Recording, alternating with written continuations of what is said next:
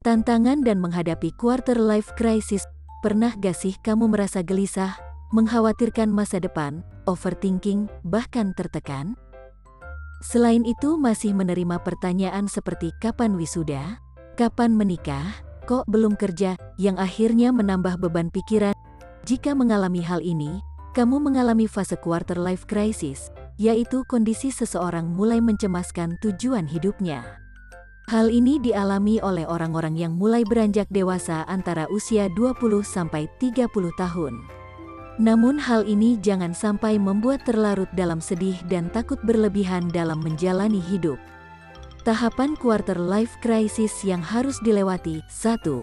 Pre-crisis. Kamu harus membuat banyak keputusan besar dalam aspek hidupmu, mulai dari karir, hubungan, pendidikan, hingga urusan pribadi. Ada banyak perasaan yang mengguncang dalam berbagai kesempatan dan pencapaian kamu, tetapi dalam saat bersamaan kamu merasa bahwa hidupmu terkekang dalam keputusan yang kamu buat. Akan muncul pilihan untuk lepas dan lari dari kurungan, tapi pikiran mengatakan kamu tidak bisa keluar. 2. Kepanikan. Perasaan menggoyah yang akan muncul dari berbagai keputusan perlahan menghilang, dan gelombang panik akan datang. Akan muncul perasaan keputusan yang dibuat kurang meyakinkan, kamu akan merasa bahwa ada banyak pilihan yang dapat dicoba dan dorongan mengubah hidupmu berkembang dalam tahap ini. 3. Penyangkalan dengan kalimat, "Gak apa-apa kok." Setelah panik mereda, akan berhadapan dengan tahapan penyangkalan atau denial, dibantu menghadapi masalah dan ketakutan yang ada. Justru berpura-pura seakan semua baik-baik saja dan semua keputusan yang telah dibuat benar adanya. Secara bertahap, mulai kembali membangun hidup, seperti hobi yang ditinggalkan kembali dijalani. 4. Antisipasi midlife crisis. Tahapan paling menantang, karena akan mengingat keputusan yang dipilih dan lalui. Setelah melihat keberhasilan dari beberapa krisis sebelumnya, saatnya kembali melihat masa depan.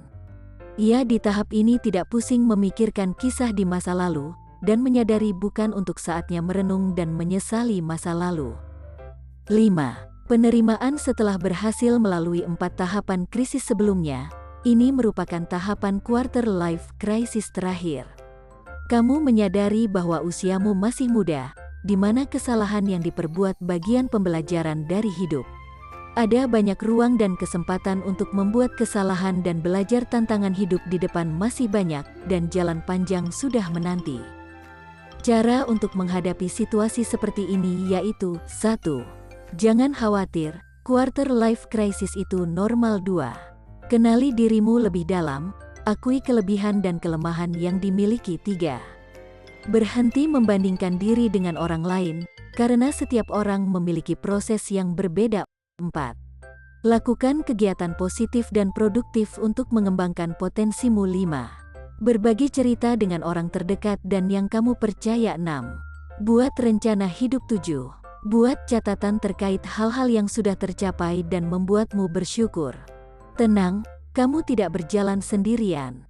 Akan selalu ada jalan bagi siapapun yang bersungguh-sungguh dalam berusaha.